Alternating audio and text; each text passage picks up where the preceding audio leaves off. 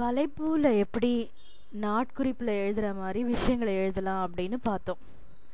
அதே மாதிரி வலைப்பூ எப்படி ஒரு விஷயத்தை பற்றி மட்டும் இருக்கலாம், இல்லைன்னா பல விஷயங்களை சேர்த்து ஒரு நியூஸ் பேப்பர் போல இருக்கலாம் என்பதையும் பார்த்தோம். ஆனால் எவ்வளோ பேர் ஒரு வலைப்பூவை எழுதலாம்? ஒருத்தர் மட்டும் எழுதுவாங்களா, இல்லை நிறைய பேர் சேர்ந்து எழுதுவாங்களா? எப்பொழுதும் தன்னை பற்றி எழுதும் வலைப்பூக்கள், அதாவது பர்சனல் பிளாக்ஸ் என்று சொல்லுவோம் இல்லையா, அந்த மாதிரி இருக்கிற பர்சனல் பிளாக்ஸ் சாதாரணமாக ஒருத்தர் மட்டும் எழுதுவாங்க. அதாவது அவங்க வாழ்க்கையில் நடக்கிறத அவங்களே எழுதிப்பாங்க. அதனால் ஒருத்தர் மட்டும் அந்த வலைப்பூக்களை எழுதுவாங்க. ஆனால் அதே இப்போ ஒரு மென்பொருள் பற்றியோ, இல்லை ஒரு அலுவலகத்தில் நடக்கும் விஷயங்களை பற்றியோ, விவாதங்களை பற்றியோ எழுதும்போது, இல்லை பொருளாதாரத்தை பற்றி எழுதும்போது நிறைய பேர் சேர்ந்து எழுதுவார்கள். அதாவது ஒரு 4-5 பேர் சேர்ந்து கூட ஒரு வலைப்பூவை எழுதலாம்.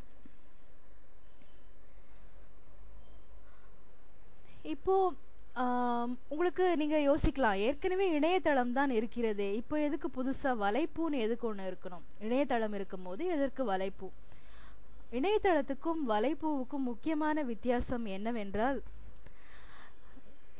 இணையதளத்தில் நீங்கள் எழுதுபவரோடு உரையாட முடியாது. உரையாடல் எனும்போது அவர் எழுதுவதற்கு நீங்கள் மறுத்து பேசுவதோ இல்லை விவாதம் செய்வதோ இணையதளத்தில் அவ்வளவு சுலபமாக செய்ய முடியாது. ஆனால் அதுவே வலைப்பூவில் நீங்கள் கமெண்ட்ஸ் என்னும் செக்ஷன் மூலம் உங்களுடைய எதிர் விவாதங்களோ, இல்லை பாராட்டையோ, இல்லை வேறு சில புள்ளி விவரங்களையோ அந்த வலைப்பூ எழுதுபவருக்கு பதிலாக நீங்கள் போடலாம்.